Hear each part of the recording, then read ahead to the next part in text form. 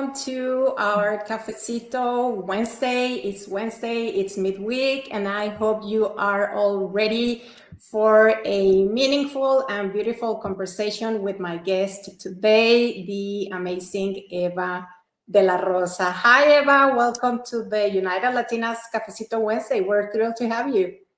Hi, Lizette, and hi, everyone. I'm so honored and excited to be here today for our Cafecito. Thank you so much for having me. My pleasure. I'm here in Miami as usual. Eva, where are you? Tell everybody where you're at today. I'm in Brooklyn Heights, New York, so dealing with some transitional spring weather at the moment, but all good. Yeah, awesome, awesome. Well, we're super happy to have you here, Eva. And just so you know, Eva is a very accomplished executive in marketing and business development. She's worked with incredible brands. So today we're going to have a conversation about positioning. We're going to take advantage of all of her knowledge in the marketing and the business development space, and land that knowledge to for ourselves to learn how we can position ourselves through different stages in our career. But I'm going to let Eva introduce herself, tell us a little bit about her story, how she got to where she is today, and yeah, just in her own words, get to know her a little bit better. So Eva, the stage is yours. Great. Thank you so much again, Lizette. And hello again, everyone. Really pleased to be here. Eva De La Rosa. I'll start off by sharing a bit about my personal background.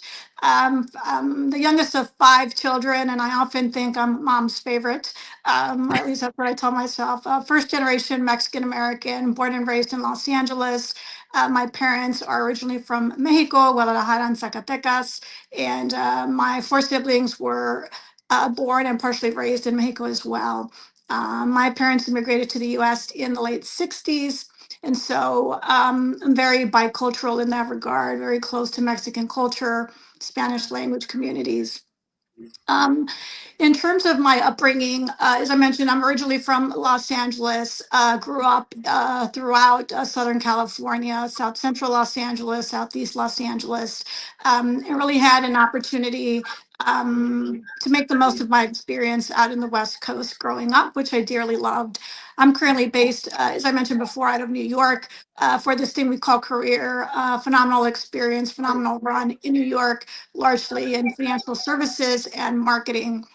But I'll back up a little bit in terms of my journey because there's a lot that happened in my life from growing up in Los Angeles to where I am now. So first generation college graduate. So had the honor and the privilege of going to places like Stanford for my undergraduate education and then to Duke for the MBA program. But in between then, I spent a lot of time pursuing my passion. So having grown up in working class and at times working poor neighborhoods in Los Angeles, I studied urban planning at Stanford and was really passionate about urban policy and urban planning. So after graduating from college, I went back and worked for a couple of public service agencies and nonprofits that ran the gamut from housing to technology to energy efficient transportation. And what I learned along the way is that I had a passion for business and leadership development. And the reality was that in my own way, I was doing marketing and learning on the job. But I thought, it behooves me if I want to advance my career as a business leader to learn some of the fundamentals of business, whether it's accounting, marketing, operations, finance. And so had some great mentors and advisors along the way and made the decision to apply to graduate school, which was really a life-changing and amazing experience. Forever grateful to Duke for that opportunity. Interestingly enough, in that class, I was the only Latina in my cohort, which I hadn't really kind of reflected on too much while I was there. And I share that because what I learned is that I was just as hardworking, if not more, and as deserving as my peers, who oftentimes came from, not all the time, but from privileged backgrounds, more diversified, traditional backgrounds on Wall Street finance. But what I learned is that I had the grit, I had an unmatched work ethic, I had the optimism, and I had the willingness to make whatever trade offs I needed in order to advance my career and to be successful. So I didn't allow the sense of not belonging interfere. In fact, I very much felt that I belonged. My route was different in many ways, but nonetheless, it was robust. Um, and I'd like to think that I, injected that experience and that my peers learned from me as well. So that's part A. Part B, once I was in business school, I really wanted to be deliberate about my passion and what interested me next because as I mentioned, I came from public service, so I was making a career switch by way of an MBA, right? And so, speaking with a variety of recruiters in different industries, I landed on marketing and financial services. I'll tell you, just it's on the customer side. I remember, and I'm going to give a shout out to a couple of the brands that I've worked for, which I'll speak to in more detail. But when I was in college, I remember, I didn't have a lot of money, but I wanted to go on spring break with my friends to Costa Rica. So I was trying to figure out, I had a part-time job. I didn't have, lines of credit. And I actually applied for an Amex, the green card, and they actually gave it to me. And not only did they give it to me, but they treated me with the utmost respect, just like they would any other client. And that left a important impression in my mind about both being the customer and also delivering for the customer. And I distinctly remember when I was at Duke, figuring out which companies I might want to pursue. Amex came to the top of my list because I remembered clearly how wonderful they were to me. So that really started my journey in financial services with Amex. Had a great run there in a variety of roles. One of the career highlights that I'm most proud of is launching the Platinum Card in Latin America with issuing bank partners, some of which you probably recognize: Santander, Bradesco, Credimatic, et cetera. And I was so grateful that Amex entrusted me, because of my work ethic, because of my grit, because of my deep curiosity, to launch that portfolio and to really be effectively the face of the company in Latin America. Because I was one of the few people at the time who could literally translate from English to Spanish, Spanish to English. So I was in the middle of quite a few senior executives, and I figured out a way to leverage my unique skill set to deliver value to them and to our customers, and ultimately to the business. So that really was the transition from, the kid in Los Angeles into what would be the beginning of a career into Wall Street. And if I had to share some of the important points that I already mentioned is, believing in yourself, don't compare yourself to others, always feel that you belong, and four, be willing to put in the effort because it's definitely worth it, even when we're not 100% ready or when we're not 100% confident. Um, so that's part of my trajectory. I've also worked for other companies along the way: British Petroleum, Coca-Cola, as I mentioned, American Express, Citigroup, BlackRock, and have had increasingly, a good amount of responsibility, always building on a foundation of sorts and always challenging myself. I'm a lifelong learner and deeply curious. And so I would say that's one of my superpowers, if you will, is I always want to know more. I'm genuinely curious about various topics. I study them. I also am very curious about human behavior.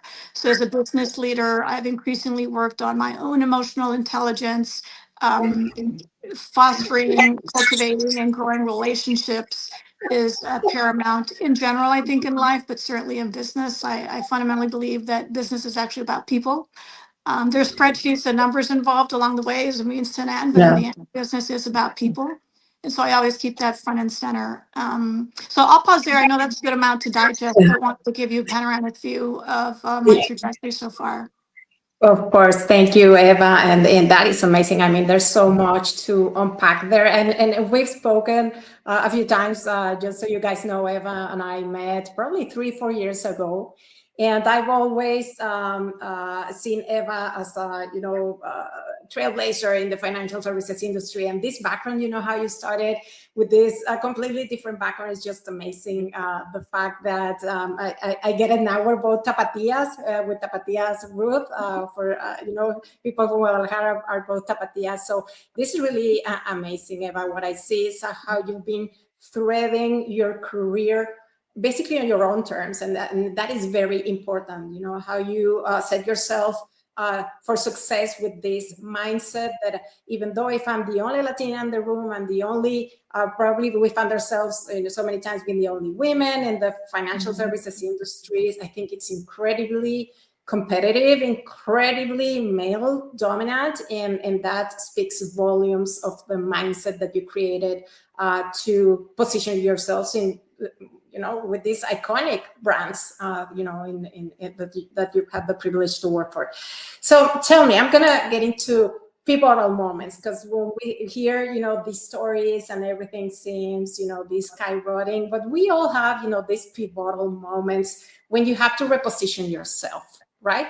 Can you share with us, what has been a pivotal moment for you, perhaps a moment in your career or your personal life where you have to reimagine how success looked like? I'd love to hear a bit on that. Absolutely.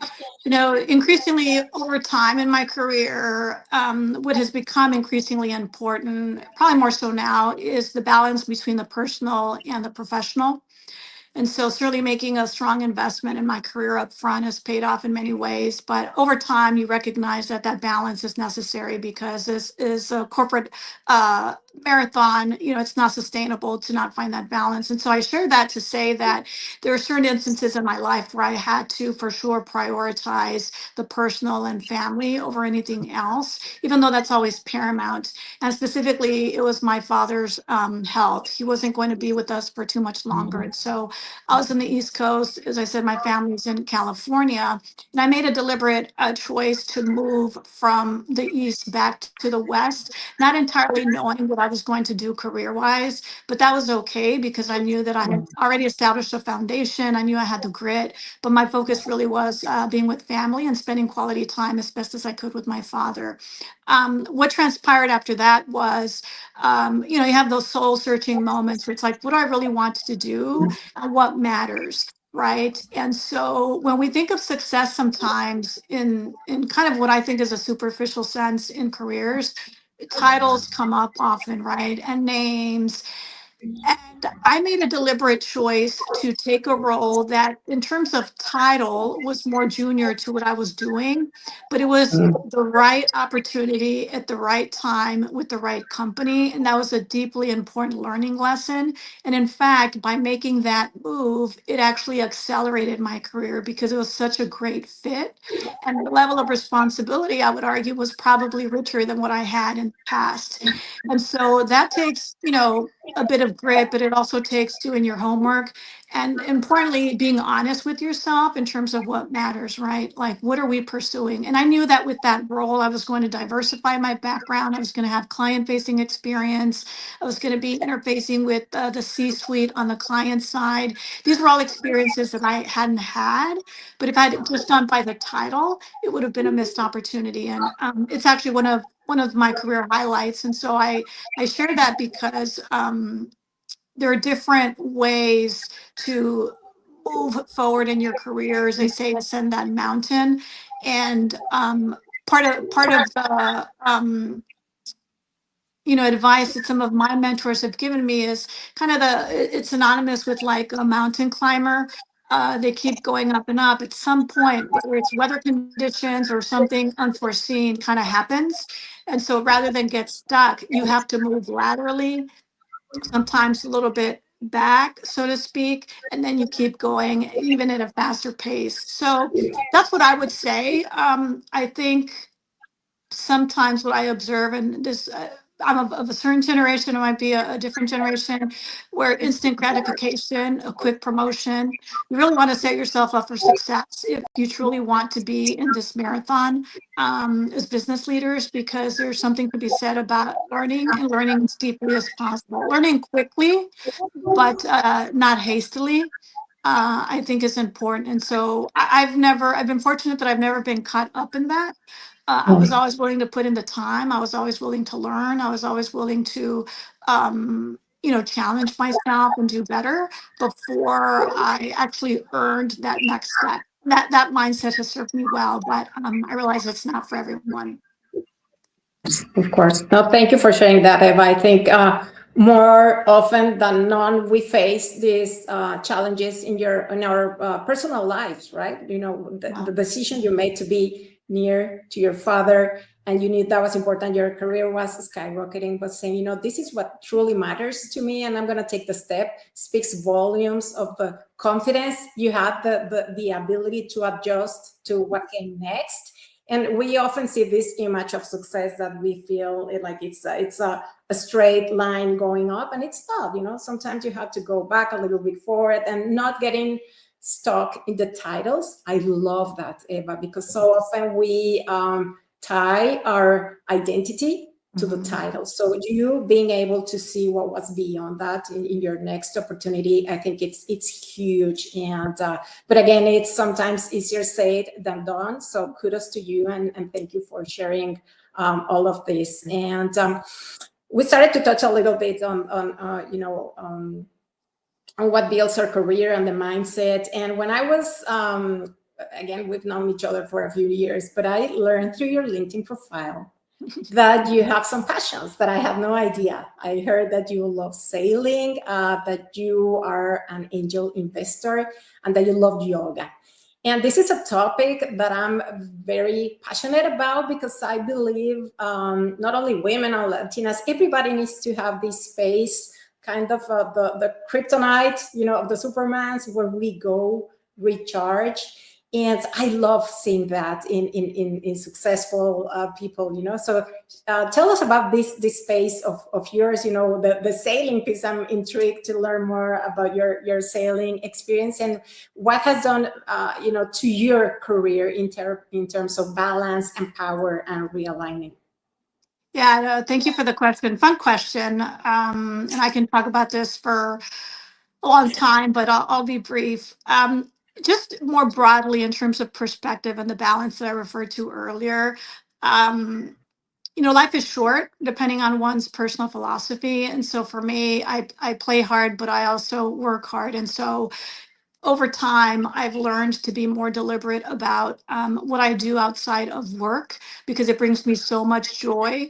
And not only does it bring me joy, but I think it makes me a much more adept business leader, a better friend, a better partner, because I'm more well-rounded, right? And so I'll start off with yoga, specifically hot yoga. Some people refer to it as Bikram yoga, but in practical terms, it's usually to unpack it here, it's usually a 90-minute class with the temperature in the studio at about 105 degrees and 40% humidity. I share that with you because I'd reached a point in my career where just working was not sustainable. I could see and feel the stress. And so I had to figure out what was going to be my outlet. So I've been practicing yoga for over 10 years. And what I've learned for me is that it helps me find this balance of both discipline and compassion, which works well in my personal life and in the business world. It's mind over matter, and it has a lot of really great health benefits. And yoga is not for everyone, and so I'm not going to push it hard. It could be anything, right? It could be weight training, which I also started to do. Pilates, running, just find something to honor yourself and to nurture yourself, because it's unrealistic to assume that we can keep going without taking care of ourselves. And we know that, but we don't often prioritize it. So I actually prioritize my physical fitness more than ever now. It's just as important to me as everything else. And that means that I have to be efficient in how I manage myself, my schedule, and my teams. But I don't neglect it the way that I used to. So from a health and wellness standpoint, that has made a significant impact in my personal and business life. In terms of sailing, the irony here is that I'm not the best swimmer, but I love being out in the ocean. And this was actually for me to conquer a fear. Um, Being from the West Coast and so close to the ocean, I just love the feeling of it. For me, it spells freedom, freshness, a lot of clean air. And so building into that, being able to view sunrises and sunsets. So there are a lot of personal joys that come from that. And so that for me has been, really important activity for the last 5 to 6 years. And then the third item that you mentioned, Lisa, in terms of angel investing, as a business person, I love innovation. I'm such a champion for entrepreneurs. I have a deep respect for them. It's not easy work to have the courage to design, let alone launch a business. And so there's specific themes that I look for. For me, health and wellness is one of the key aspects. It could be entrepreneurs in general, but I have an extra passion, if you will, for Latino and Latina owned backed businesses. So that's where I've made some investments, largely in health and wellness and aspects of technology as well. And for me, that's a form of, is it's often said in the investing world and in the business world of learning, earning, and returning. So really making sure that we nurture Latino-owned businesses as best as we can. We all know the stats, some of the highest entrepreneurial levels out there. So I'm really proud to back businesses wherever I can. And investing in the future and for new ideas that will move, society forward. And in my case, it's health and wellness and technology. So I love that, Eva.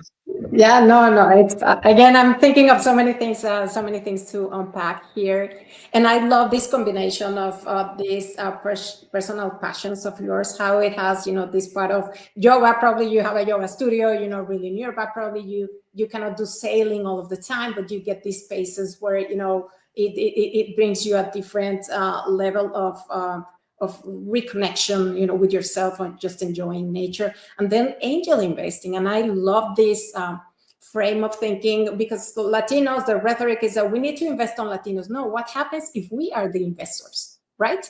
And whenever we have a chance to invest in Latino businesses, let's reframe that mindset and see that we're able to do it. If you want to learn more, reach out to Eva. I think there's a lot of education that we can still get in terms of angel investing. So I love that. I love this combination. Thank you for sharing all of this. As an executive search leader, I always like to ask this question to my candidate: what are you like to? Who are you outside of work? Because I think it tells you so much, of who you are. Where your passions and your values and your persona is. So thank you and congratulations, and keep doing it.